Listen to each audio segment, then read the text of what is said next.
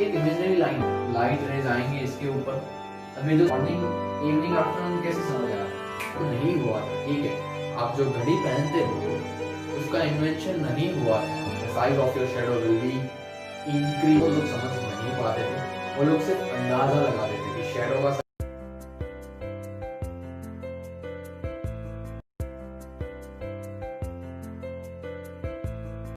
Welcome friends. Let's start our fourth video on the chapter named Light, Shadows and Reflection. Okay, so I hope you got the point, got the concepts and go through the previous three videos. Okay, and if you didn't watch that previous videos, I suggest you that first watch that video, then and then you will easily understand these topics. Okay, so let's start without wasting our time. In today's video, our topic is shadow, the second term of the chapter's name. Okay, that is shadow. Can you see this? Can you see this? This shadow or this stick on our green board? Okay, so that shadow, the science behind that shadow, okay, we will discuss today in this video. Okay, so keep your focus here. Okay, आपका ध्यान इधर ही होना चाहिए, कहीं और जाना चाहिए नहीं। ओके, लेट्स स्टार्ट करते हैं। शेडो क्या है सबसे पहले, और शेडो होने के लिए कौन सी चीजों की जरूरत है, कौन सी सिचुएशन में शेडो हो सकता है, वो किस पे डिपेंड करता है कि कितना बड़ा होगा, कितना छोटा होगा, कब होगा, कब नहीं होगा। ओके, वो सब चीजें आज हम पढ़ने वाले हैं। शेडोज, वी नो दैट, हमको पता है एक चीज। क्या चीज? The opaque object do not allow light to pass through them. Okay, सही बात है, हमको पता है कि ओपेक ऑब्जेक्ट्स जो हैं उनके अंदर से लाइट पास नहीं होती है। ट्रांसपेरेंट और ट्रांसलूसेंट ऑब्जेक्ट्स में से होती है ज्यादा कम अमाउंट में, but opaque objects are the thing, are the materials in which light cannot pass through them. Okay, ये हमको पता है। तो ये लाइन का इधर क्या इंपॉर्टेंस है मैं आपको बताऊं। मेजॉरिटी केसेस में शेडोज जो हैं वो ओपेक ऑब्जेक्ट से ही मिलते हैं। याद रखना ये बात, ठीक है। कौन से ऑब्जेक्ट से? ओपेक ऑब्जेक्ट से ही मिलते हैं। क्यों? क्योंकि सोचो, अगर ओपेक ऑब्जेक्ट में से लाइट पास हो जाती, ओके, ओपेक ऑब्जेक्ट्स में से लाइट पास हो जाती है फॉर एग्जांपल, तो फिर वो ऑब्जेक्ट का शैडो आपको दिखेगा ही नहीं। ओके, मैं आपको आगे समझाता हूं, ध्यान इधर रखना। चलो, ये लाइन तो समझ रहे कि हमको पता है, we know that. So therefore they give rise to the formation of the shadow of opaque object. मतलब कि ये ओपेक ऑब्जेक्ट जो है that is not able to pass the light through them, and that's the reason behind the formation of the shadow. Okay, इसका मतलब ये हुआ कि भले ही ओपेक ऑब्जेक्ट लाइट पास नहीं कर सकता, वो नहीं कर सकता, इसी चीज के कारण शेडो बनता है। ओके, they give rise, लिखा है, they give rise to the formation of the shadow of opaque object। ठीक है, तो ये हमने देखा। आप ये लाइंस को शेडो के डिस्क्रिप्शन में, शेडो के डेफिनेशन में भी लिख सकते हो। चलो, ये हो गया। अब आते हैं essentials. Essential means what? Essential means ऐसी कंडीशंस जो होनी चाहिए शेडो बनने के लिए। ओके, तो अच्छा है कि हम ये पॉइंट वाइज ही सीख ले। तो दो चीजें जरूरी है। सबसे पहले the first one is source of light. अगर लाइट नहीं है, शेडो नहीं मिलेगा। ओके, लाइट नहीं है तो शेडो वहां पे नहीं मिलेगा। अंधेरे कमरे में आप अपना शेडो निकाल सकते हो? नहीं। क्यों?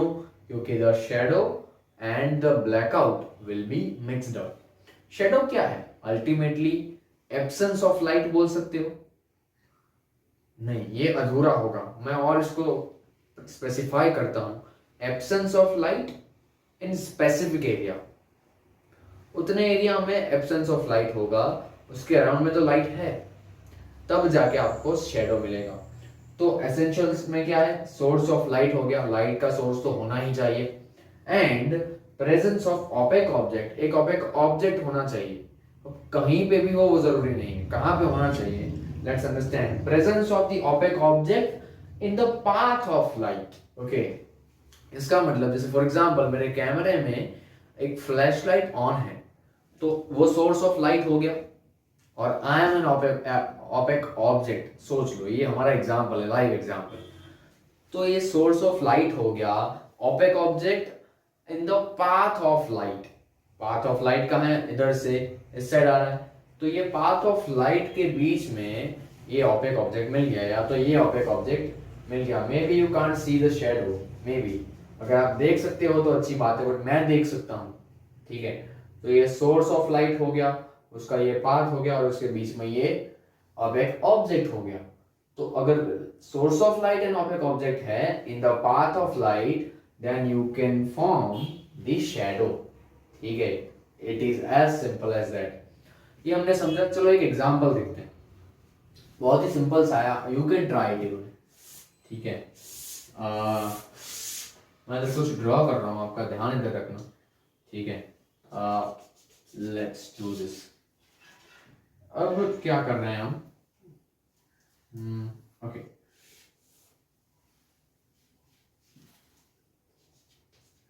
This is what, this is a stick. कोई एक स्टिक है, ठीक है, छोटी सी बड़ी सी जो भी आपके पास है, you can do this. What is the line in the middle part, this line, आप समझ सकते हो कि एक इमेजिनरी लाइन है, बट नीचे वाला पोर्शन जो है दैट इज द सॉइल, वो अर्थ है, जमीन है, ये जमीन है, ये ऊपर वाला मतलब स्काई है या आसमान है, ऐसा आप बता सकते हो। तो अब क्या है इसमें, चलो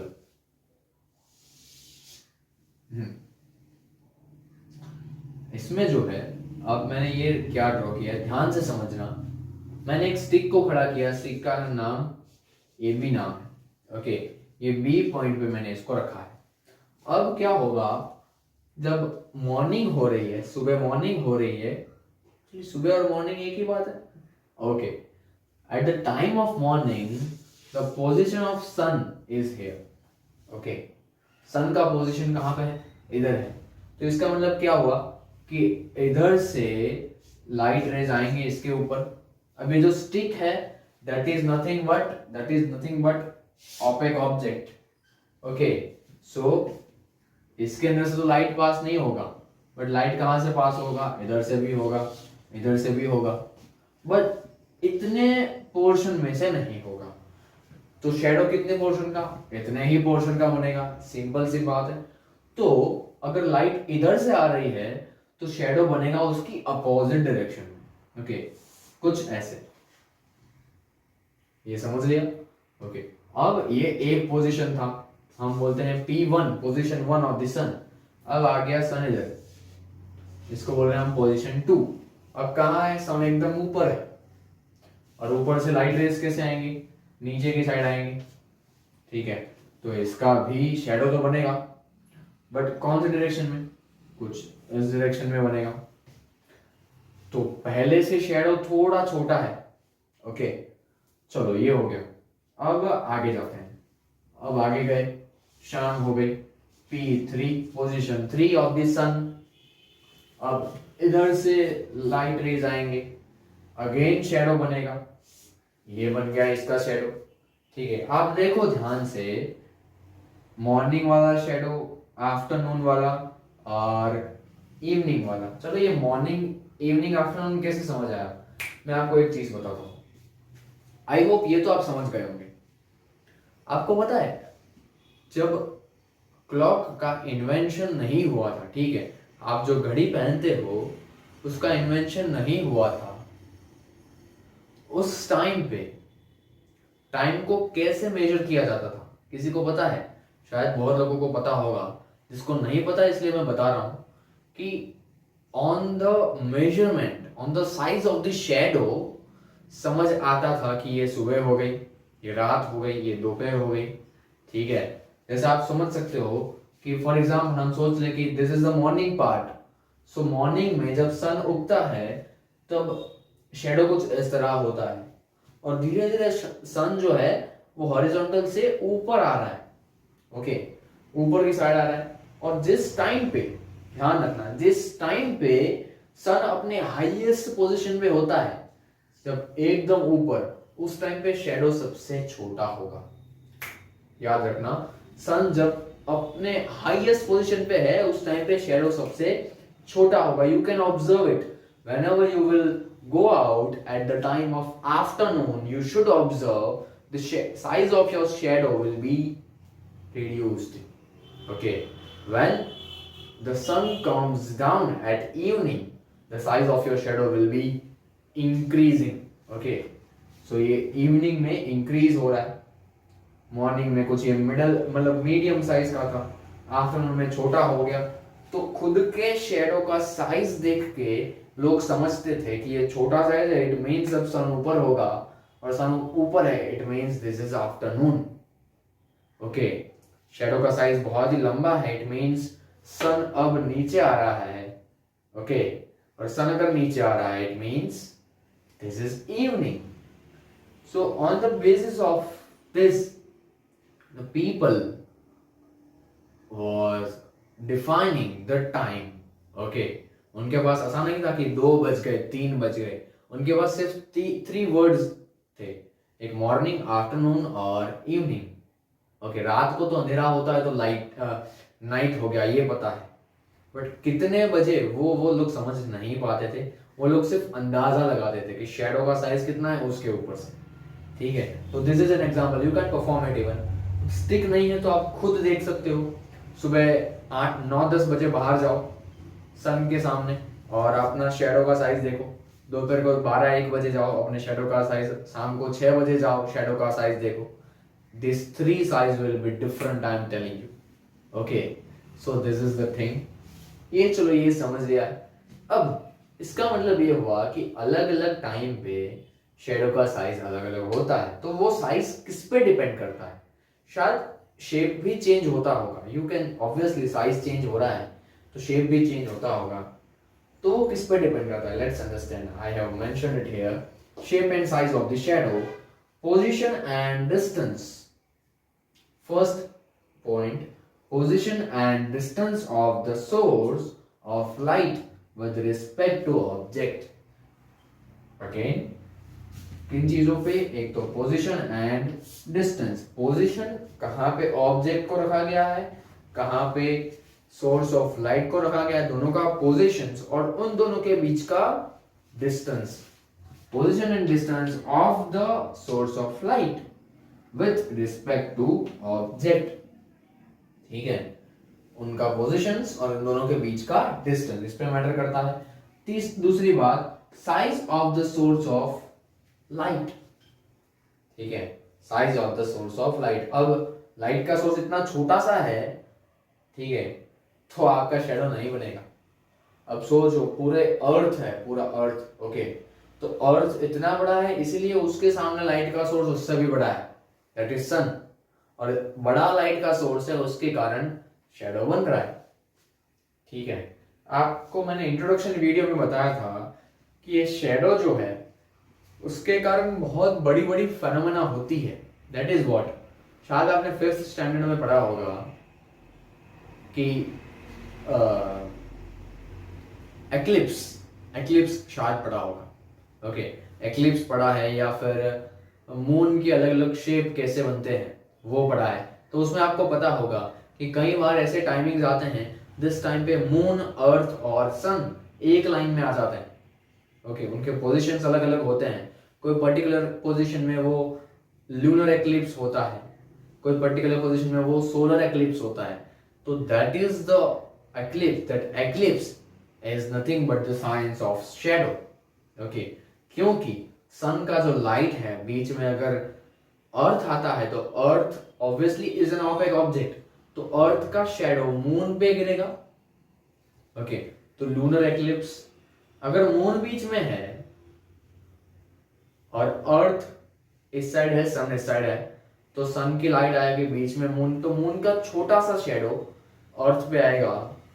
या तो फिर अर्थ पे से हम देख रहे हैं तो मून का छोटा सा शेडो आपको देखने को मिलेगा, उस टाइम पे होगा सोलर एक्लिप्स। तो this is the idea about shadow. ठीक है, आप शेडो से समझ सकते हो कि ये सारी चीजें इतने बड़े लेवल पे हो रही है। इवन अर्थ का शेडो मून पे गिरता है, उसी कारण से आपको अलग अलग शेप के मून दिखते हैं डेली। ओके, क्यों? क्योंकि उनके पोजीशंस डेली चेंज हो रहे हैं, तो शेडो का भी साइज चेंज होता रहेगा, शेडो भी अपना पोजीशन चेंज करता रहेगा, उसके कारण आपको अलग अलग शेप ऑफ मून दिखते हैं। मून एक ही है। Okay, so this is the science, this is the reasons behind shadow. Okay, I hope you all understand the concept. Okay, आप ये सब नोट डाउन भी कर सकते हो, आपके लिए बहुत ही हेल्पफुल होगा। ओके, हम नेक्स्ट वीडियो में मिलेंगे और एक नए टॉपिक के साथ। Up to that, take care of your take care of yourself, keep studying, stay tune, bye bye.